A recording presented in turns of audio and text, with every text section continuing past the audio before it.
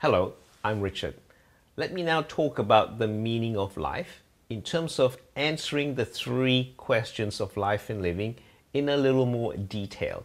The first one is, who am I? The second one is, what am I doing here?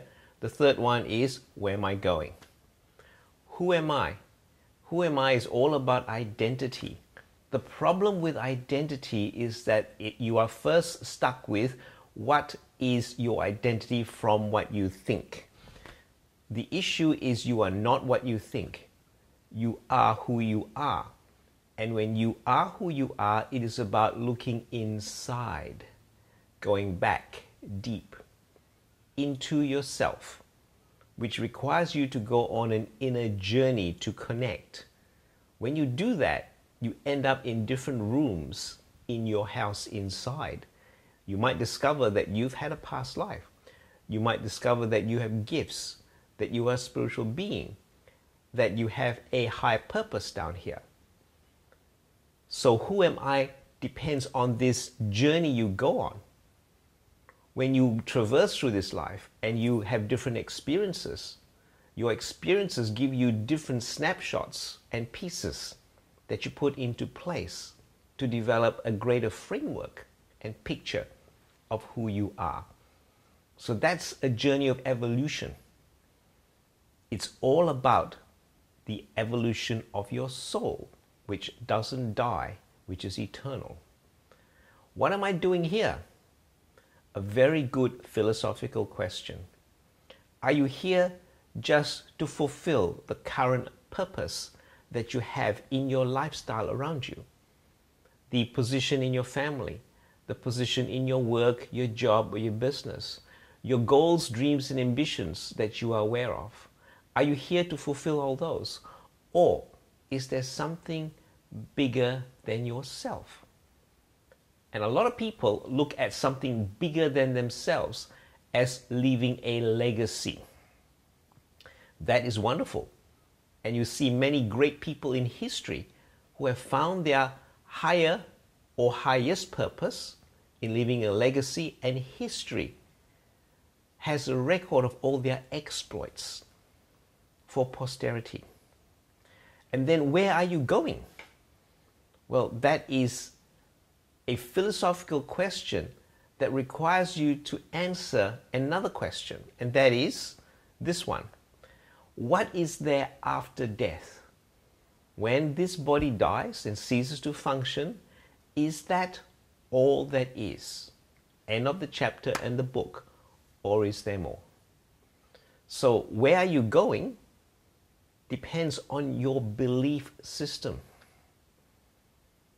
Let's look at beliefs at the moment, because beliefs underlie everything in terms of answering those three questions of who am I, what am I doing here, where am I going? A belief is a set of values, concepts, and paradigms that form together in a system that serve you. So you take on a belief system because it first serves you. The problem is that when you grow and evolve, you come to a point in time where that belief system ceases to serve you, but then enslaves you. So when it enslaves you, you actually are unaware of that transition point. You just find yourself stuck and not able to move and have what's called performance ceilings over you. So your belief system will determine the answers to those questions of who am I, what am I doing here, where am I going? If you believe that all that is to life is what you can do and achieve here, then who you are will be reflected in the amount of money in your bank, the house that you live, the public profile you have, the achievements on record on this world. Where you are will then be reflected upon how well you work and succeed in those goals and ambitions. Where you end up going is perhaps maybe leaving a legacy in the particular area that you are working in. However, if your perspective on life and your belief system is much broader than that, whereby you are here to leave a legacy and you are a spiritual being, then influencing people to improve in their life in terms of awareness, knowledge, shifting in consciousness might be who you are. So then your life will revolve reflecting around that. And then consequently being stuck in one place or having your life revolving around living in a home, in a city, with the people around you, etc., will not then fulfill where you're going. You might then end up being a global citizen and traveler, spreading your message around the globe. And then where are you going? You are going to fulfill this part of your incarnation so that you can move on to the next one. So that's an example of perspectives. And the issue of perspectives and the answers to those questions of who am I, what am I doing here, where am I going, there is actually no right or wrong. At any point in time, you are doing what is appropriate for you at the time for your soul's evolution at your level of consciousness. The issue about right and wrong is when we get into what's called judgment of the mind. The issue with judgment is that it is something of a cognitive, conscious level that ends up being limiting because it doesn't give us the expansion of our world around what we know from just our 5 senses. The other thing about belief systems is the amount of knowledge and the foundation on which it is based. If the knowledge on which the foundation of belief system is very wide, expansive, then you've got a much wider view of who you are, what you're doing here, and where you're going. So what does this all mean? It basically means this very simply. Life is like a snakes and ladders board. I used to play snakes and ladders when I was very young. And you throw the dice and you move so many steps at any one time. And this is how people progress through life. Sometimes you might actually get to a point whereby you get to a ladder and you actually go up very quickly. Then something happens through life and you might end up going down a snake because a snake eats you and go back down. And so life seems to be like that for people. That's on the board of life. And so what do? You can actually change the game and not play snakes and ladders. And it's all about your perspective.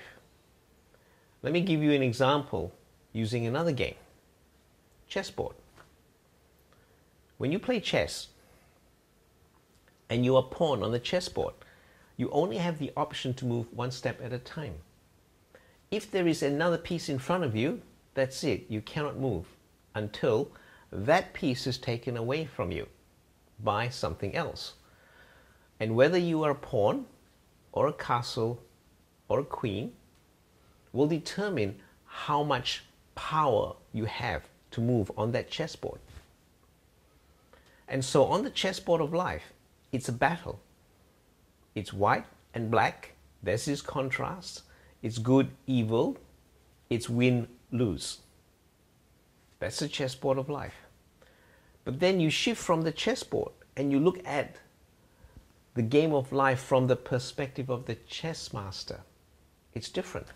The chess master sees 10 steps in front. So losing the queen is not a disaster. It's part of the strategy, the higher order of things in terms of strategy. What's an example of this? Well, something that happened to us recently was we were going to New Zealand on a trip. And the plane we were catching from Sydney to Christchurch had mechanical problems. So we were actually delayed for an entire day. that screwed up our plans. So we looked at that and went, one perspective we could take on that is that we can look at it and say, that screwed up our holiday. You know, we've stuffed up the tour that we planned. We put everything back a single day. That's looking at it from the chessboard of life. But from a higher perspective, it was as though the hand of God intervened in the situation to shift our plans to allow synchronicity of something bigger and better to happen for us, which we didn't know until further down the track, which was being able to meet up with a family at Castle Hill Rock and go and do some amazing work there, which we would not have been able to do if we weren't delayed that trip. So when you look at the game of life from the position of the chess master, things look different. So the negativity, the disaster, the failure at that point in time actually has a higher meaning and expression further down the track, which we do not see at the time. Then you can shift levels and look at it from the perspective of the creator of the game. When you look at it from the creator of the game, it's only a game. And when it's only a game, then the meaning that we put on it that might be really high at the time, in the context of everything else, might pale into insignificance. When that happens, then you are actually in a much more empowered state rather than disempowered state when the storm turns up and wipes out your home. What does this all mean again? It's all about context. How you look at things, what your belief system allows you to see, and the evolution of your consciousness at the time. So, how do you know where you are? Well, you actually have to step out and look. You never ever know where you are when you're driving on the road until you can actually look big picture and see frames of reference in terms of where you are. So when you go back to answering the three questions of life, who am I? What am I doing here? Where am I going? The first thing to do is to look within yourself. And when you look within yourself, you have to get out of your head and into your heart. That is the topic for another video. I'm Richard.